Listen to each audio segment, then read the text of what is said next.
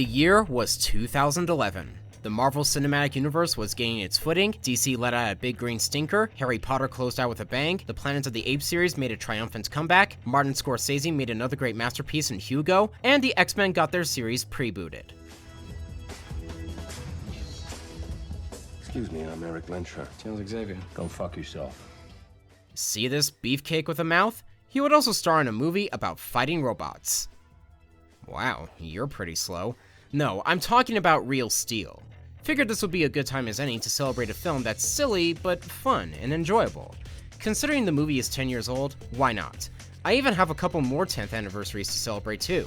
So let's start off with this. Real Steel is about a former championship boxer named Charlie Kenton, played by Hugh Jackman, who now lives in a world where robots do the boxing, and instead becomes a manager for whatever robot he bought with a huge amount of cash. And yeah, he owes a lot of people money from bets he lost. The thing is, he kind of sucks at robot boxing. He gets cocky and distracted, leading him to have his robot ambush get destroyed and lose a match with a bull. Doesn't stop him from ditching out the bet he lost. And what year in the future does all this happen, you ask? 2020! Ooh. Yeah.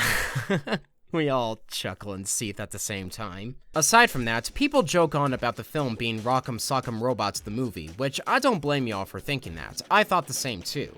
Oh yeah, Rock'em Sock'em. Yeah, well I figure it's a movie about robots that fight each other. Can I actually say this is the first game of Rock'em Sock'em Robots I've ever played? Really? Yeah.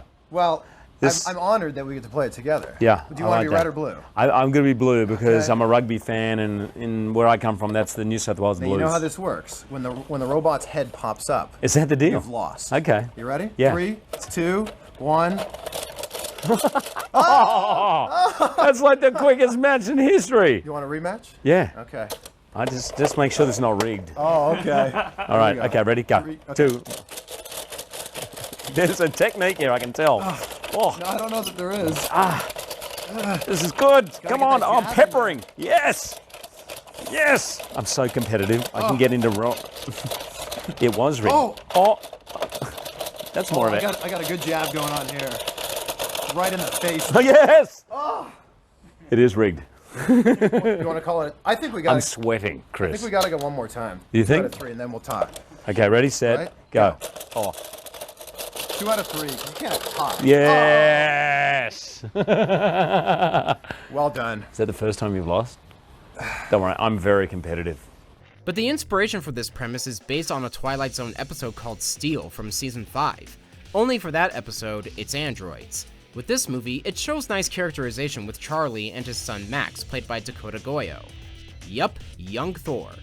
They don't really know each other when they first meet. This shot here conveys that distance between them very well. But after bringing his second robot, Noisy Boy, for another failed fight, they go to the scrapyard to find parts to build a new one. But Max finds an entire robot named Atom buried in the mud and scrap remains. They clean up Atom to find he is a training bot with a shadow function that can mimic the owner's movements. For Max, he sees more to him than that. And no, you're not gonna make me say the Transformers tagline, so ha! Max convinces Charlie to give Atom a chance to fight. As the film progresses through this world of Rock'em Sock'em, they grow closer, rise to the very top, and challenge the undefeated global champion. After 10 years, I still like this movie. Yes, it's silly, but that's pretty much its own charm. Like how Rocky IV has its own appeal after straying away from the traditional seriousness the first 3 films established. Hell, they wrote in a piece of dialogue that pays tribute to this line for Ivan Drago. Whatever he hits, he destroys. Zeus sees, he kills. Even with its silliness, the characterization has good emotional weight, the combination of CGI and animatronic puppets is astounding, Danny Elfman's score is a good listen, and the fight scenes are fun to watch. While it may have garnered a mixed response on release, it received a reputation over the years as an underrated to an overlooked gem.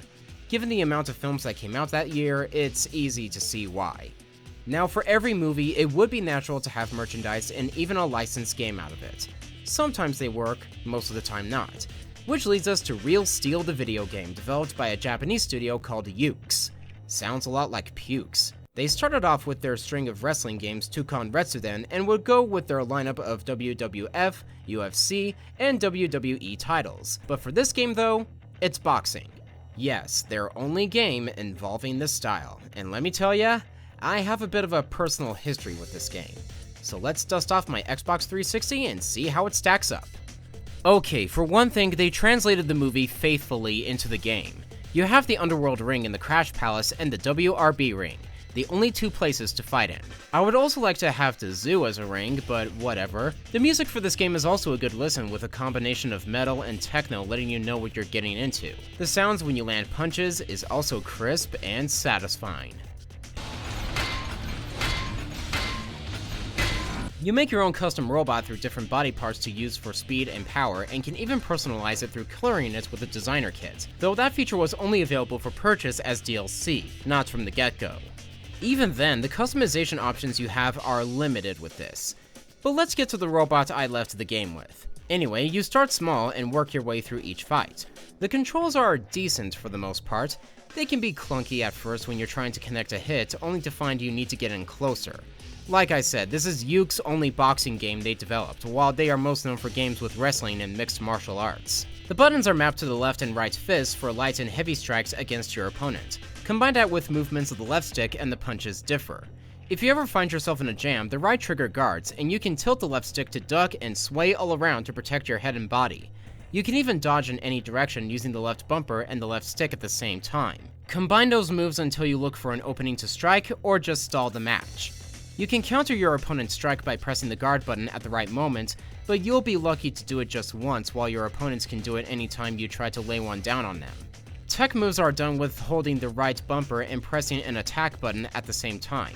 Those moves are pretty much your means to win rather than the basic boxing techniques, as they deal huge damage. But the main thing that you have to take note of when making these moves, and any move for that matter, is your power gauge. If that baby runs out, you slow down, and fighting in that state makes things worse. So you have to stall your opponent until it recharges and you can fight properly again. For every move you make, be it offense, defense, speed, performance, and destruction through tech moves and tearing off the arms or head, you earn skill points at the top of your health bar. As your skill levels increase with every winning match, you get repair kits, in-game currency, and be able to unlock more parts to buy at the shop, like more limbs to make your bot stronger and faster. That also includes generators, motherboards, and hydraulic fluids. So you pretty much have to watch the energy overload and wait as you make upgrades and customizations. Sounds simple enough to do, right? No. No. Because one thing that you have to endure is the game's difficulty. Here's how it goes. As you progress, the fights get tougher, even with your default parts. Each match consists of 10 2-minute rounds or shorter, depending on how fast the fights can go. Sometimes with a certain robot, it can be a special rules match like 7 1-minute rounds, or a single 10-minute round. When I first played the game 10 years ago, I've beaten Metro and made it to the second phase of the Underworld matches. I went through the first bot in the phase no problem, but when I got to Ram Chip, he handed my ass to me on a silver platter. This guy moves quick and he hits hard. And apparently I wasn't alone on this either. People also had a hard time beating him. You have a damage status on your HUD indicating how much damage your robot sustained in highlighted yellow and orange. You do not want to lose your limbs here, because once you have both arms or head knocked off, it's game over and you have to do the match all over again. Pretty much the worst part is when you get struck to the ground and have to get up by pressing buttons in combination with this energy circle that fills up to refill each gauge that gradually goes down by the second. Fill all 4 of them up and you're back on your feet. The first time doesn't look bad, but the more you get knocked down, it gets harder to do, and when the counter hits 10, that's a KO. Hell, you'd have to be lucky to be in this predicament when the round timer goes to 0 before that count to 10, since they don't match up with each other. When the round timer hits 0, you have a break to fix your robot's limbs or give it an attack boost. Sometimes I go the reckless route, and it tends to work with enough luck and strategy, even when you're down an arm. But if you're still at a disadvantage, you might as well just pause the game and restart the match. With every match lost, you can use repair kits or in-game currency to repair your robot, so it can be in the best tip-top shape to fight. The amount to spend on repairs differs.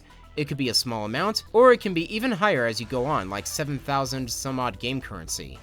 And you pretty much know where this is going, do ya? This game has one of the earliest forms of pay-to-win imaginable. You use actual money to buy in-game currency and repair kits. When you buy the game on its own, it's 800 Microsoft points or 10 US dollars. But here's the thing about this when you happen to play this now. This game got delisted from the digital storefronts on Xbox 360 and PS3 on September 2nd, 2017. So yeah, when you try to make a purchase, it won't register it. I guess it spares the game of one shitty aspect. Still, even if you choose not to make pay-to-win purchases, this decision here was still unnecessary for the game since its release. So now you have one tedious thing to do when you're in situations when you can't get further. Grind, and grind. Might as well go to past matches to grind in-game currency. This is not good game design. It's both sad and frustrating to say that, because among the shifty pay-to-win bullshit that they used before its delisting, the grueling difficulty, and the over-reliance on the strongest moves to fucking win, there is a decent game in its core. This game had the potential, boxing robots, a great concept they had with them, but with these flaws, they burnt the chow. But that was my experience of when I played it 10 years ago, so maybe I got better with age. Let's see for ourselves.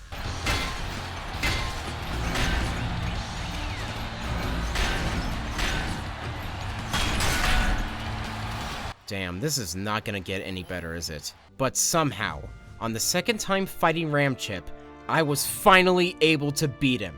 I might have fought in an unconscious state, pure luck, or just full-on focus, but I was able to dodge his blows, block when I did, and found openings for my tech moves. After all this time, I was finally able to beat him, a decade-long gaming goal that I thought I would never get, and it happened. Holy shit. I guess nothing is impossible if you keep trying, huh? Yeah! I'm able to get further into the game! Let's do it! Let's make some money! Oh fuck, I jinxed it. So I made it to the third and final underworld phase and went through several matches with this robo asshole and Midas. But it just turns out I needed better parts. He may not be a good looker at first, but whatever. Finally, I made it to the fight with Noisy Boy, controlled by Charlie Kenton. And wouldn't you know, I ended up beating him on the first try. Sorry, Charlie. I guess I'm going to the top of the food chain after all. Good luck with paying your debts! Even with these difficulty spikes from Ramchip and Orfist, things actually started to get easier from there when you know what to do. I even bought new parts and tech moves with the game cache I made through these matches. So we're at the WRB stages with some robots being a genuine challenge at this point. Photon was kind of a pain in the ass in the first phase, but nothing like what I experienced 10 years ago. In fact, let's make my robots more presentable here. I've beaten Twin Cities on the first try, and made it to the final phase when I plowed through the rest of the challengers and my final match against Zeus. And yeah, as expected, he hits pretty hard. Not taking any chances on losing. I've come too far to lose now. I need fucking closure on this thing. Restarting! Yeah! Fuck you, Zeus! I'm gonna eat lightning, and I'm gonna crap thunder! Ugh! Yeah, come at me, bitch. You think you can get up again? Well, I'll tell you, you're not. Oh my god! I did it! I fucking won! I'm the new WRB champion, motherfuckers! Well, what final thoughts can I say now that I've gone through this after all these years? It's a unique type of licensed game, alright. So it's gotten better after 10 years? Like I said, my early experiences with it were pretty sour, and the problems I mentioned before tend to rear in their ugly heads now and then. Hell, the fact that Yuke's repurposed Real Steel's assets into a Pacific Rim game is baffling to me, and that also got delisted. And no, I don't have that game. I only played the demo for it. Not much different from what I can tell. So why did they get delisted? Why are these games so inaccessible now? It's probably because Ukes don't have the licensing for these movies anymore. So now it's impossible to even preserve something like this when it came out digitally. Unless someone created some sort of miracle to emulate them or created something that comes close to the originals. Still, I had some fun with it now that I know what to do when exploiting opponents' moves and all. So I guess it's another get good game? I could say it's gotten slightly better with age. It's ultimately weird to describe. I'm conflicted.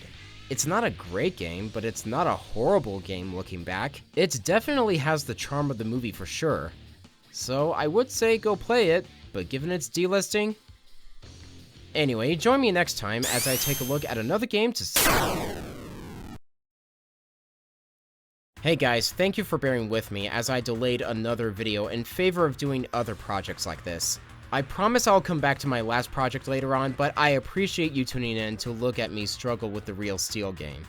Again, it's a fun movie, go check it out. Also, subscribe and hit the bell icon for more reviews and film commentary sessions on the way.